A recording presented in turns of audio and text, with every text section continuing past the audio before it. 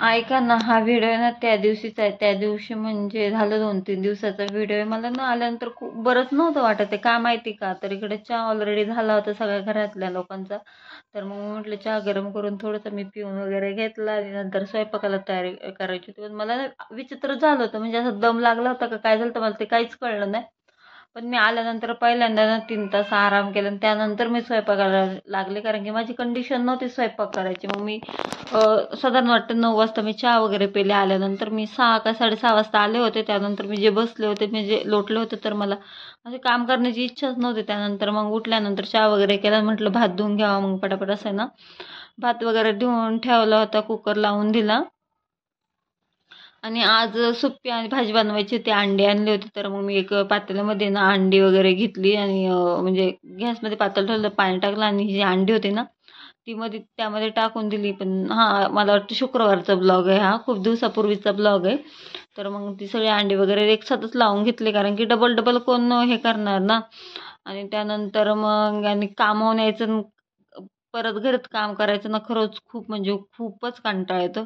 पण काय करणार आहे, करावं तर लागतंच आहे. मग कुकरला वगैरे लावून दिलं आणि जी भांडी होती ना ती पहिल्यांदा ना घासून घेतली, कारण की मला ना भांडी राहिली ना अजिबात जमत नाही. काय माहिती का, पण मला दोन दोन जरी भांडी असले ना तरी पण मी घासून घेते. तर मी पटापट अशी ना भांडी घासून घेतली आणि इकडं कचऱ्याची पिशवी लावली होती, कारण की बाहेर टाकायला जायला कंटाळा येतो. म्हणून मला सारखा सारखा मी पहिल्यांदा सगळी भांडी बेसिंगमध्ये धुवून वगैरे घेतली, कारण की मला तशी भांड्यांना घासून लावायची ना लय कंटाळा येतो. त्यानंतर मग पटापट अशी सगळी घासून घेतले होते ना. कसं आहे ना, म्हणजे नाही का, मग धुवून वगैरे पण घेतले. कसं आहे ना, काय सांगू आता तुम्हाला, काय सांगतात बरेच लोक म्हणतात तू व्हिडिओ बनवते, अशी बनवते तशी बनवते, पण काय करणार, ठीक आहे.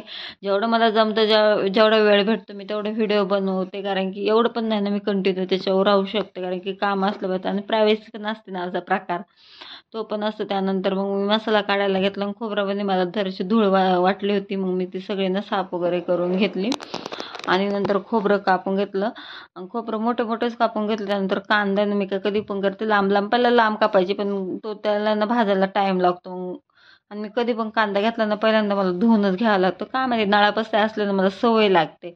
सवय म्हणजे मला लागलीच आहे. एकतर मी कपडे जेव्हा बनवते ना पूर्ण ओली होते, हात पुसून पुसून, कारण की मला प्रत्येक गोष्टीला हात लावला का मला हात धुणं लागतंच, मला हात धुवायला. त्यानंतर मग मी कोथिंबीर वगैरे म्हणजे कांदा कापून झाला होता, कोथिंबीर वगैरे ना कापून घेतली. मग थोडंसं आलं पण घेतलं होतं, कारण की टेस्ट यावी म्हणून आल्याची. आलं लसूण पेस्ट होती, तरी पण इकडे एवढी म्हणजे एवढा मसाला काढला होता. मग तोपर्यंत म्हटलं चला आता भाकरी करून घ्यावं. त्या पटापट बाजरीच्या पिठाच्या भाकरी करायला घेतल्या. तर पीठ वगैरे मी ऑलरेडी चाळून वगैरे ठेवत असते कधी कधी, किंवा चाळलेलं नसतं. तर मग मी त्याला चाळून वगैरे घेतलं आणि पटापट असे मोठ्या मोठ्या भाकरी करून घेतल्या, कारण की छोट्या छोट्या भाकरी माणूस कधी कधी किती करणार आहे.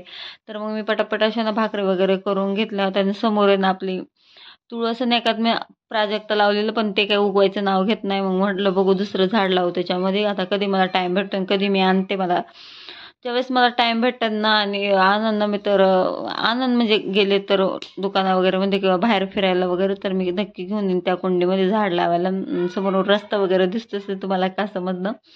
आणि इकडे आमच्या स्पीडोचं खायचं पण ठेवलं होतं ग्रीन डब्यामध्ये, कारण की त्याला कधी कधी म्हणजे कधी कधी नाही त्याला त्याच्यावरच राखते मी, कधी कधी वरचं पण टाकते. त्यानंतर मग माझ्या अशा प्रकारे सगळ्या भाकरी वगैरे झाल्या होत्या. मग मी भाजून वगैरे घेतल्या, ठेवून वगैरे दिल्या.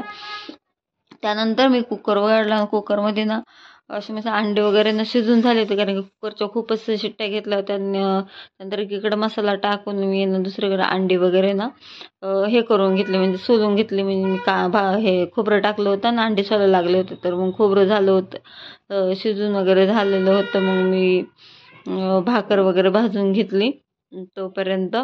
आणि मग आणि असं पटापट एका साईडला काम, मला 2 माणसं घरात असेल मला स्वयंपाक जमतच नाही. मला एकटीला स्वयंपाक करायला ना पटकन म्हणजे अर्ध्या तासामध्ये स्वयंपाक होऊन माझा कंप्लीट असतो. कसाही असो मग तो, किती स्वयंपाक असो किती माणसाचा असो, जर बनवायचं असलं तर मूड असेल तर आणि इकडं माझा हात पण भाजलेला, कारण की भाकरीच्या वाफेने.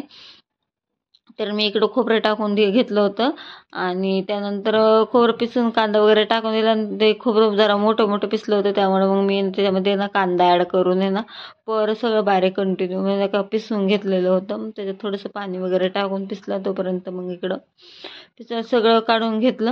आणि मला ही पण भांडी घासून घ्यायची होती, त्यामुळे मी तव्यामध्ये काहीच ठेवणार नव्हते. तर मी त्यानंतर गॅसवर कढई वगैरे ठेवली, त्याच्यामध्ये 3 पळ्या तेल टाकलं. कारण की जेवढं जास्त तुम्ही तेल टाकसान ना तेवढं जास्त ना चांगलं होतं कालवण, असं माझं म्हणणं आहे. तुमचं काय म्हणणं होते? आणि घरामध्ये होते नको असे आहे तेवढे मी मसाले टाकले होते फक्त.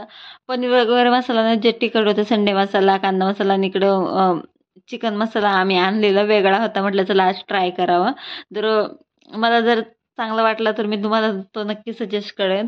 तर त्यानंतर मग तो मी थोडा मसाला टाकून आहे ना पूर्ण मसाल्याला तेल सुटेपर्यंत पूर्ण हलवून वगैरे घेतलं, हळद वगैरे टाकून हलवून घ्यायचं. जोपर्यंत मसाल्याला तेल सुटत नाही तोपर्यंत आपण त्याच्यामध्ये दुसरा आपला वाटलेला मसाला टाकायचा नाही. इकडे तेल सुटलं तर मग मी वाटलेला मसाला वगैरे त्याच्यामध्ये ॲड केला आणि परत त्याचं तेल सुटेपर्यंत ठेवायचं ना. अशा प्रकारे आपला मसाला तयार झालेला होता. इकडे बाजूला दिसते तुम्हाला तेल.